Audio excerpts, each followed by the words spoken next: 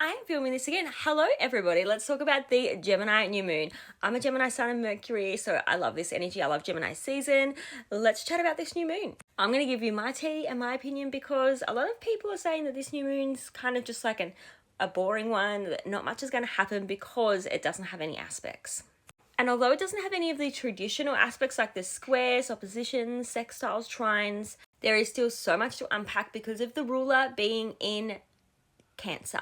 Now, Mercury is the ruling planet of Gemini for this new moon, and it is in Cancer in its pre-retrograde phase, in its shadow phase. It's not overly strong here or weak. It's just kind of focusing on the home family, kind of cozy vibes. It's going into its shadow phase, which is going to tell more about the retrograde story. So it's not really watching what's going on in its Gemini house over here, which it rules, which is the lord of. It's like, I'm over here worrying about like home family cozy vibes. Now this new moon that's at 24 degrees in Gemini, keep in mind that new moons are planting those seeds of intentions. It's a new chapter. It's a brand new fresh start in that Gemini area of your chart. So it can be a good time for manifesting or starting something brand new in that Gemini house of yours. To check out where you have Gemini and have a look about, 4 to 5 degrees either side of that 24 degree new moon in Gemini and see if you have any placements or planets there or if it's forming any aspects. I do astrology readings, so if you would like some help, definitely reach out. Otherwise, definitely try and check out this to see what's happening for you in your own personal life, because this is just general astrology.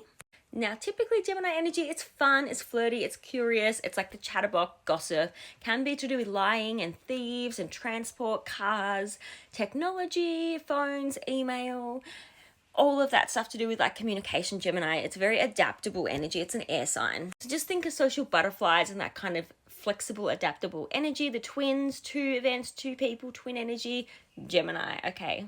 But what else strikes me about this new moon and what's happening, even though there's no aspects to this new moon, what I find interesting is Venus has just moved into Leo. So hello celebrities, the glam, the hair, the curly hair, the big hair. Gemini is not impacting that Leo energy as such, but I just love the fact that Venus has just moved and it's aligning with this new moon because it's only just switched signs. So I love that. We love that Venus energy, Venus in Leo.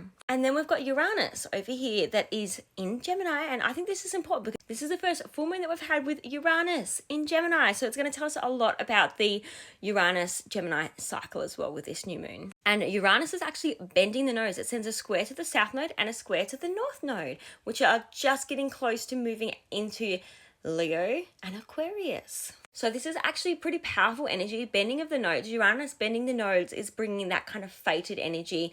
It's bringing the feeling of eclipses and fated destiny to this kind of new moon energy because it's happening at that same time. So a lot of us, depending on how our charts are activated, will have this feeling of like destined, random, chaotic, surprising or shocking events happening. Not always bad, just surprising, and where the heck did that come from? And finally, I will still note that Saturn is still in a square to Mercury, which is the ruling planet, the lord of Gemini. So we will feel that pressure, miscommunication, the feeling of we can't say certain things. Saturn restricts and limits its authority. It's also the gov. And then you've got the Cancer energy, home, family, land, your ancestry, nationality, cozy vibes, your security. So censored information, misinformation, things you can't say, that kind of energy with that square. One other thing I will point out is that Donald has his sun very, very close, if not exactly at this degree. So very important one for him. And there are a lot of celebrities that have Gemini placements, so keep an eye out for all of them.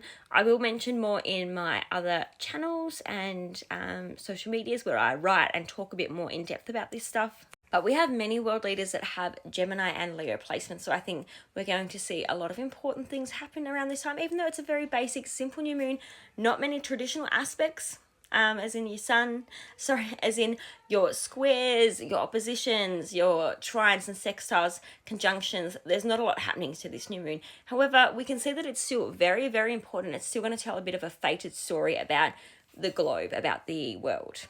And hopefully your chart's activated in a really nice way by this. So enjoy this new moon.